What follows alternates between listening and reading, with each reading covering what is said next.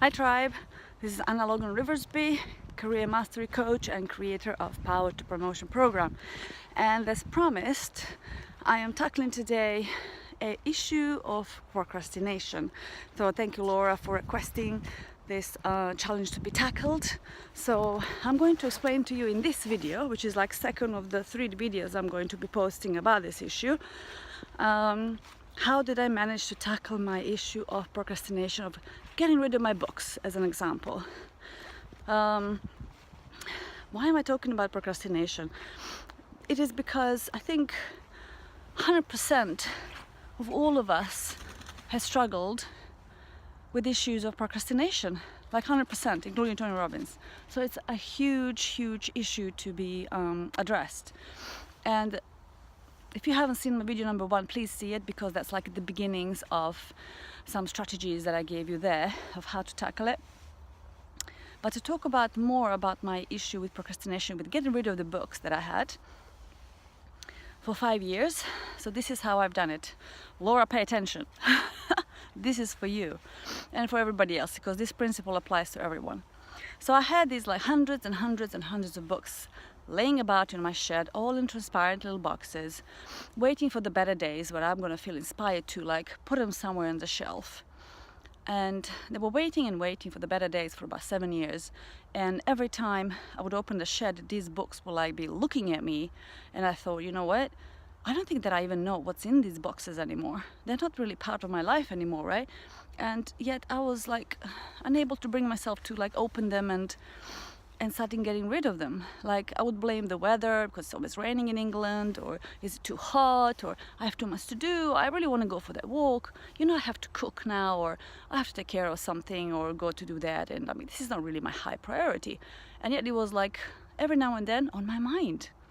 And every day my best friend would come over, she would be like, you know what, you should really get rid of these boxes. I mean, I don't know why are you keeping these books. You did not open them for years. It's been like 5 years, 6 years, whatever. And she said, I'm going to get rid of them all for you. And I would literally like sort of snap into like, ha ha ha ha, state of fear when she said that. And when I realized that one day, I thought, you know what, these books have been there like draining me of my energy, because every time you think about something that you are procrastinating about, it drains you of your energy.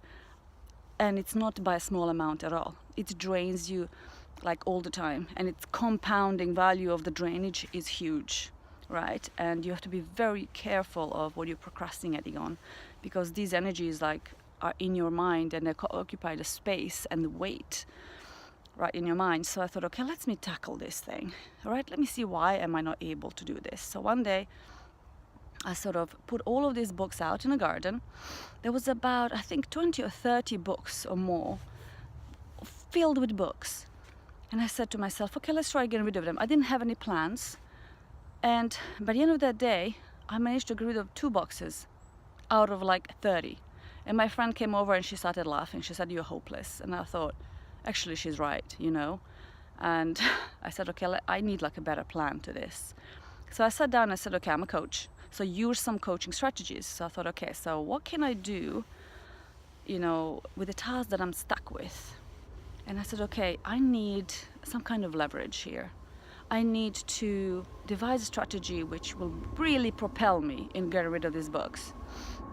So I thought, okay, let me ask myself 2 questions. What is the best thing that can happen to me when I get rid of all of these books that I don't need? And I sat down and I wrote down all these beautiful things that can happen. And sometimes you have to close your eyes and just imagine you already done this thing. It's done, finished, the books are gone, the shelves are empty. How are you feeling when all of this is accomplished? For me, when I imagined these empty boxes, empty shelves, I was like, oh my God, it's so beautiful, light. Like sunshine came in and I felt light physically, like this huge burden fell off my shoulders. And I felt like I have so much clarity and space in my head now for new things. And so much more energy came into my life. So I thought, okay, this is beautiful. This is what happens when I'm actually finished with that task. So that's like a positive leverage. And you write down all the other things that can happen. And then you ask yourself, what is the worst thing that can happen? if I don't like do this task?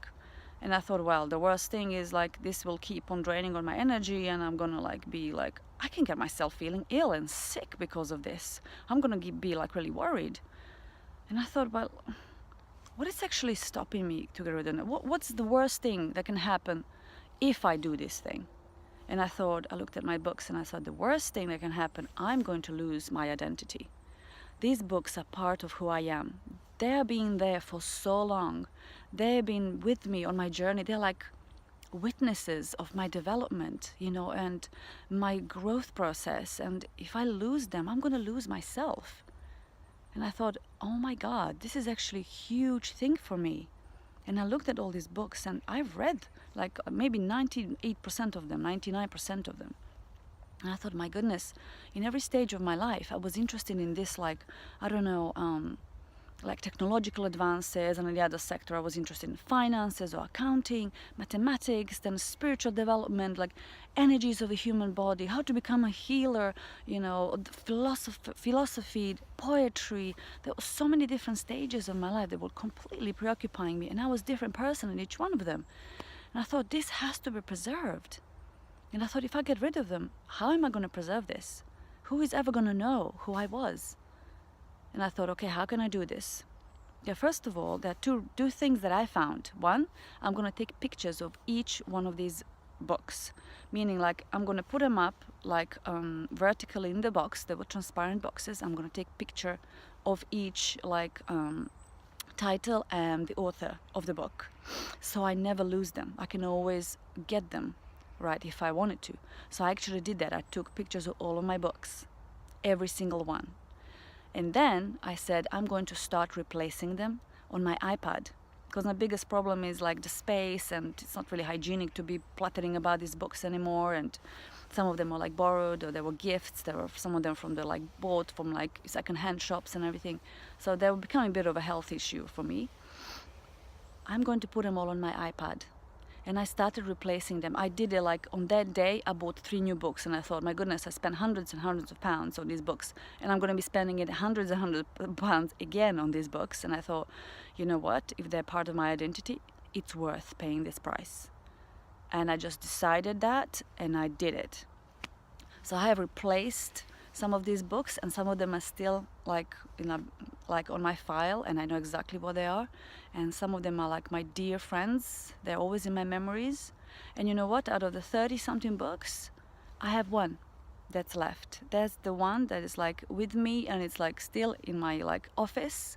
And every time I sort of pass by, I can see these titles, like, you know, and they always like make me smile, you know. So I kept one box out of all of this. So if you're unsure, just ask yourself these like 4 questions that I asked myself, and like gain some leverage, you know, and let me know how that went. And I'm going to talk to you more about how you can approach some other more difficult tasks where you procrastinate in some more like very serious and really fun strategies on the next video. So thank you, Laura, again, and I hope you like this tip, and let me know how it went.